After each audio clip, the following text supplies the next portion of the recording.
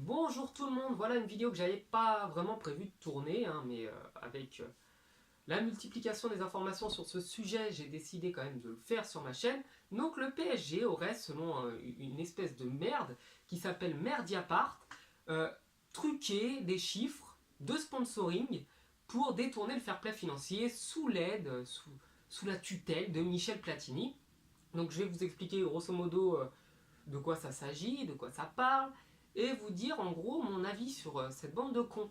Donc, alors selon Mediapart, le PSG aurait signé un contrat bidon avec Qatar Tourisme, donc une société du Qatar pardon, qui fait du tourisme, ça porte très bien son nom, qui aurait en réalité donné que 3 millions d'euros de sponsor pour être le sponsor du PSG, mais le PSG aurait déclaré qu'il donnait 60 millions annuels alors qu'on ne voit pas leur pub sur les maillots. Donc oh là là, ça y est, c'est faux, c'est complètement bidon.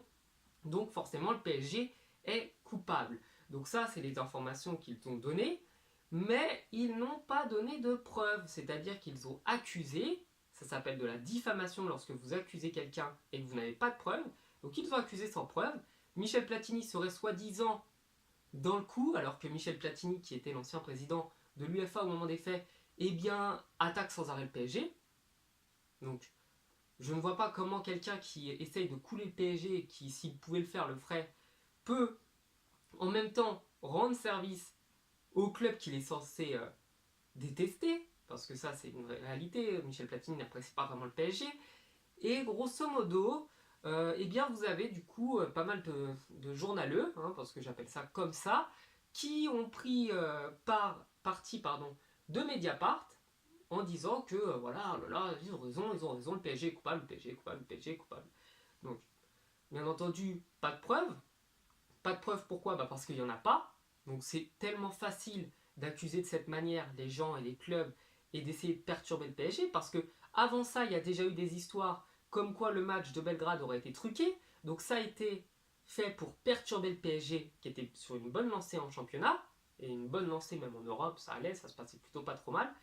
Et juste derrière, vous avez la même chose qui se passe avec encore une fois le PSG pour essayer de perturber tout le monde. Donc c'est vraiment désagréable et je vais vous expliquer un petit peu pourquoi aussi ils font ça. Donc pourquoi est-ce qu'ils essayent de détruire le PSG? Tout simplement parce que le PSG remet en cause leur suprématie sur le championnat européen, sur l'Europe en général, parce qu'il faut savoir qu'il y a en gros trois quatre clubs qui font partie des clubs historiques d'Europe qui ne veulent pas voir de petits concurrents assez balèzes pouvoir recruter des gros joueurs que eux aimeraient prendre. Donc il y a le Barça, dont son président est une vraie ordure. Il y a le Real de Madrid, qui est un club historique mais qui n'aime pas vraiment la concurrence. Vous avez le Bayern de Munich, pareil. L'ancien président du Bayern a essayé d'attaquer le PSG, résultat, cette pourriture aussi, il est en prison parce que lui, il a vraiment fait des trucs bizarres et des trucs pas clean, donc lui, il est en tôle. Après, vous avez la Juve, qui eux aussi aimeraient vraiment voir le PSG chuter. Donc quand on a un club qui a été condamné pour avoir acheté des arbitres pendant 3 4 ans, je pense qu'on ferait mieux de se la fermer sur les règles du fair play financier. Après, vous avez les clubs anglais comme Chelsea, qui là aussi aimerait un petit peu faire tomber le PSG, alors que eux, ils ont investi 1 milliard d'euros en 5 ans, mais personne n'avait rien dit sur eux. Bah non, c'est pas le Qatar. Après, vous avez aussi du coup Manchester United, vous avez pas mal de clubs anglais qui aimeraient vraiment faire tomber le PSG, et au final, ils n'y arrivent pas. Ils n'y arrivent pas parce que le PSG reste un club très bon, reste un club qui attire des joueurs, reste un club qui va les mettre en danger. Et même si ils ont du mal en Ligue des Champions, parce qu'à chaque fois, tous les ans, quand ils sont en Ligue des Champions, il y a des trucs bizarres dans les tirages, il y a des trucs bizarres dans les arbitrages. Je pense notamment au PSG Barça, ou au match contre le Real de Madrid, ou au match qu'on a pu faire contre le Bayern de Munich, où systématiquement il y a des trucs bizarres qui se passent pendant ces matchs.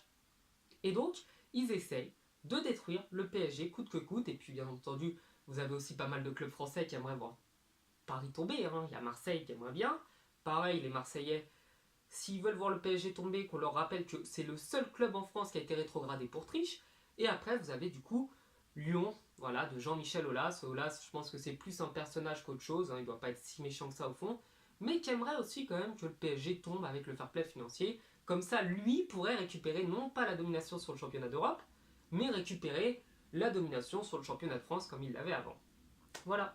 Grosso modo, voilà ce que j'ai retenu de cette histoire. J'ai sûrement donné mon avis, parce que on va se battre comme eux, hein. Les journalistes donnent leur avis et n'ont pas de preuves, et bien je donne mon avis comme eux en attaquant les gens. Donc voilà, j'espère que cette vidéo vous aura plu, et puis vous pouvez vous abonner, me suivre sur la chaîne, etc. etc. Et je vous dis à la prochaine, ciao.